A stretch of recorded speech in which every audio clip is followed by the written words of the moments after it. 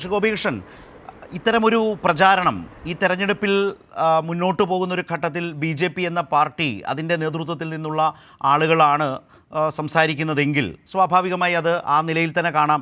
അത് ആ സംഘ്പരിവാർ രാഷ്ട്രീയത്തിൻ്റെ പൊതുധാരണകൾക്ക് അനുയോജ്യമായി തന്നെ മുന്നോട്ട് പോകുന്നു. സ്വാഭാവികമായി അതിൻ്റെ ഭാഗം തന്നെയാണ് നരേന്ദ്രമോദി എന്ന രാഷ്ട്രീയ നേതാവും. പക്ഷേ അദ്ദേഹം പ്രധാനമന്ത്രി കൂടിയാണ്. ആ പ്രധാനമന്ത്രി പദത്തിലിരുന്ന് ഈ തെരഞ്ഞെടുപ്പിനെ നയിക്കുന്നു എന്നതുപോലും സാമാന്യേന ആ നിലയിലെങ്കിലും അതിനെ മാനിക്കാൻ പോലും തയ്യാറാകാതെ ഇപ്പോൾ ശ്രീ കെ ജെ ജേക്കബ് പറഞ്ഞതുപോലെ ദുർവ്യാഖ്യാനിക്കുകയാണ് നിലപാടുകളെ, അങ്ങേയറ്റം പച്ചയായ വർഗീയത പ്രചരിപ്പിക്കുകയാണ്, മുസ്ലിം വിരോധം തുടർച്ചയായി ഇങ്ങനെ പറഞ്ഞുകൊണ്ടേ പോവുകയാണ്. ആ നിലയിലാണ് ഇന്ത്യൻ പ്രധാനമന്ത്രി നരേന്ദ്രമോദി തെരഞ്ഞെടുപ്പിനെ നയിക്കുന്നത് എന്ന ശക്തമായ നിരീക്ഷണം അതിശക്തമായി നാട്ടിലെങ്ങും വരുന്നൊരു കാലത്താണ് ഈ തെരഞ്ഞെടുപ്പ് എന്നത് ഒരു തരത്തിൽ പ്രശ്നം തന്നെയല്ലേ? രാജ്യാന്തര തലത്തിൽ പോലും മാധ്യമങ്ങൾ ഗൗരവമായി വിഷയത്തെ ലോകത്തിന് മുമ്പിൽ അവതരിപ്പിച്ചു കഴിഞ്ഞല്ലോ. ഇതിനകത്ത് പ്രധാനമന്ത്രി എന്ത് സംസാരിച്ചു, എന്തൊക്കെ സംസാരിക്കുന്നത് പ്രധാനമന്ത്രിയും അദ്ദേഹത്തിന്റെ ജനതയും അദ്ദേഹത്തിന്റെ വോട്ടർമാരും തീരുമാനിക്കട്ടെ. ഇതൊക്കെ രാജ്യത്തെ ഇലക്ഷൻ ആവുമ്പം ലവ് ആൻഡ് വാർ റൂൾസ് ഒന്നും ആർക്കും ഇല്ല. പിന്നെ ഇതിനകത്ത് പത്രങ്ങൾക്ക് എന്താണ് ചെയ്യാൻ പറ്റുക?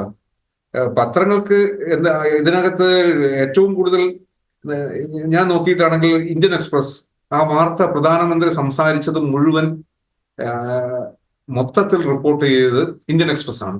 പക്ഷെ അന്ന് ഒരുപാട് മാധ്യമങ്ങൾ ഇന്ത്യൻ എക്സ്പ്രസിനെ വിമർശിച്ചിരുന്നു. അപ്പൊ അതെങ്ങനെയാ?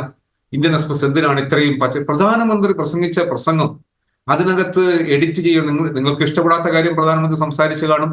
പക്ഷെ അന്ന് പിറ്റേ ദിവസം ഇന്ത്യൻ എക്സ്പ്രസ് തന്നെ അവരുടെ editorial prime minister speech, controversial speech, no prime minister എന്ന് പറഞ്ഞിട്ട് ആദ്യമായിട്ട് ഇന്ത്യയിൽ എഡിറ്റോറിയൽ എഴുതുന്നതും എക്സ്പ്രസ് തന്നെയാണ്. അപ്പം ടെലിവിഷൻ അങ്ങനെ ചെയ്യാൻ പറ്റില്ലായിരിക്കും. ടെലിവിഷൻ ആങ്കേഴ്സിന് അവർക്ക് പത്രങ്ങളുടെ എഡിറ്റോറിയലിന് അത്രയും ശക്തമായ രീതിയിൽ ടെലിവിഷന് പോകാൻ പറ്റാത്തത് കൊണ്ടായിരിക്കാം. പക്ഷെ കേരളത്തിലും പിറ്റേ ദിവസം ഞാൻ കണ്ടപ്പോൾ മനോരമയിലും മാതൃഭൂമിയിലും ആരോടാണ് ഈ പറയുന്നത്? നമ്മൾ ഈ നാട്ടിൽ എന്താണ് പറയുന്നത്, കോട്ടിട്ട ജഡ്ജിമാർ എന്ന നിലയിലേക്ക് സ്വയം അവതാരങ്ങളായി മാറി ഏറ്റവും അധികം വിധി പ്രസ്താവന നടത്തുകയും ആത്മരോഷം കൊള്ളുകയും ഒക്കെ ചെയ്യുന്ന നിലയിലേക്ക് മാറുന്നൊരു കാലത്ത്, എഡിറ്റോറിയൽ പരിപാടികൾ നടക്കുന്ന ഒരു കാലത്ത് രാജ്യത്ത് ഇത് വരുമ്പോൾ മാത്രം മൗനമാകുന്നു, കണ്ടില്ല എന്ന് നടിക്കുന്നുവെങ്കിൽ അത് ആ മീഡിയത്തിന്റെ സാധ്യതയില്ലായ്മ കൊണ്ടല്ല, അത് വേണ്ട എന്ന് വെച്ചിട്ടല്ലേ? അവർക്ക് കുറച്ചുകൂടെ പെട്ടെന്ന് ഡിസിഷൻ എടുക്കാൻ പറ്റിയില്ലായിരിക്കാം. ഇത് വന്ന് വൈകുന്നേരമാണ് വാർത്ത വന്ന് പിറ്റേ ദിവസമെങ്കിലും ചെയ്യാമായിരുന്നു. പക്ഷെ അവരുടെ ഈ ടെലിവിഷൻ ചാനലുകളുടെ ഡിബേറ്റുകളുടെ ഇന്നത്തെ ഒരു സ്റ്റൈലൊക്കെ വെച്ചിട്ട് അത് സംഭവിച്ചിട്ടില്ലായിരിക്കാം. ടെലിവിഷൻ സംഭവിക്കുന്നത് എന്താണ്? ഞാനതിന്റെ ശരത്ത് ഇപ്പോഴത്തെ പ്രശ്നത്തിലോട്ട് വരാം.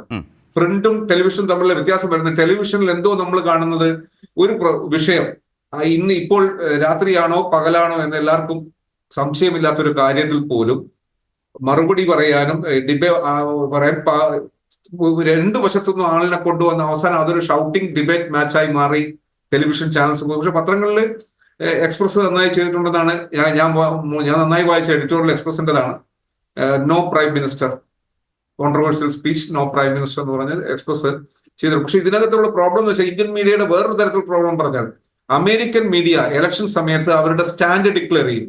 അമേരിക്കൻ മീഡിയയിൽ അവരുടെ എഡിറ്റോറിയലും ഇംഗ്ലീഷ് മീഡിയയും ഇംഗ്ലണ്ടിലെ മീഡിയയും സ്റ്റാൻഡ് ഡിക്ലെയർ ചെയ്യുകയും ഇതാണ് ഞങ്ങളുടെ സ്റ്റാൻഡ്, ഞങ്ങൾ ഇന്നതിന് വോട്ട് ചെയ്യാൻ അഭ്യർത്ഥിക്കുന്നു. പിന്നെ പത്രങ്ങളിൽ നിന്ന് പോലും ജേർണലിസ്റ്റുകൾക്ക് പോലും ഇലക്ഷൻ പാർട്ടികൾ ഫണ്ടിങ് കൊടുക്കുകയും അത് ആർക്ക് എപ്പോഴും കോൺഗ്രസ് ഡെമോക്രാറ്റുകൾക്കാണ് റിപ്പബ്ലിക്കിനേക്കാൾ കൂടുതൽ ജേർണലിസ്റ്റുകളുടെ സപ്പോർട്ട് കിട്ടുന്നത്. പക്ഷെ റിസൾട്ട് വരുമ്പോൾ മാറിയും തിരിഞ്ഞും ഒക്കെ വരാറുണ്ട്. പക്ഷെ ഇന്ത്യൻ പത്രങ്ങൾ നമ്മൾ കാണുന്നത് പലരും ഞാൻ നല്ലവനും, ഞാൻ സ്വതന്ത്രനും, ഞാൻ ഇൻഡിപെൻഡന്റുമാണെന്ന് പറയുകയും നമ്മൾ നമ്മുടെ രാഷ്ട്രീയ സ്റ്റാൻഡ് എടുക്കാതിരിക്കുക. കാര്യം ഇതിനകത്ത് ജേർണലിസ്റ്റുകൾ രാഷ്ട്രീയത്തിൽ നിന്ന് ഒഴിവായി നിൽക്കണം എന്ന് പറയുന്ന ഒരു കൺസെപ്റ്റ് ശരിയല്ല. എല്ലാവരും 18ാമത്തെ വയസ്സ് കഴിഞ്ഞാൽ വോട്ട് ചെയ്യാൻ റൈറ്റ് ഉള്ളതാണ്. പക്ഷെ ഇവിടെ പ്രശ്നം വരുന്നത് നിങ്ങളുടെ അഭിപ്രായം അത് ജനങ്ങളുടെ തലയിൽ അടിച്ചേൽപ്പിക്കുക, സത്യം പറയുക. സത്യം നിങ്ങളെ കൊണ്ട് പറയാൻ പറ്റിയില്ലെങ്കിലും കള്ളം പറയാതിരിക്കുക. ഇപ്പൊ നമ്മൾ തിരിച്ച് പ്രധാനമന്ത്രിയുടെ സ്പീച്ചിലോട്ട് വന്നു കഴിഞ്ഞാൽ ജേർണലിസ്റ്റുകൾക്ക് എന്താ ചെയ്യാൻ പറ്റുക? ഈ എഡിറ്റർമാർക്ക് എഡിറ്റോറിയൽ എഴുതാം, റിപ്പോർട്ടേഴ്സിന് പ്രധാനമന്ത്രി ഇങ്ങനെ സംസാരിച്ചു എന്ന് എഴുതുകയല്ലാതെ അതിനപ്പുറത്തോട്ട് ഓപ്പോസിഷൻ എന്താണോ പറയുന്നത് അതും കൂടെ പബ്ലിഷ് ചെയ്യുക എന്നുള്ളതല്ലാതെ അതിൽ കൂടുതൽ എങ്ങനെയാ പോവുക? നമ്മൾ കാണുന്ന ഇലക്ഷനാണ്, എല്ലാവർക്കും അവസാനം പഞ്ചിങ് ബാഗ് ജേർണലിസ്റ്റ് ആണ്. പിന്നെ ചില TV ചാനലുകളിൽ ഇതിനെ ആളിക്കത്തിക്കുന്ന രീതിയിൽ ചർച്ച നടന്നിട്ടുള്ളത് ശരിയല്ല.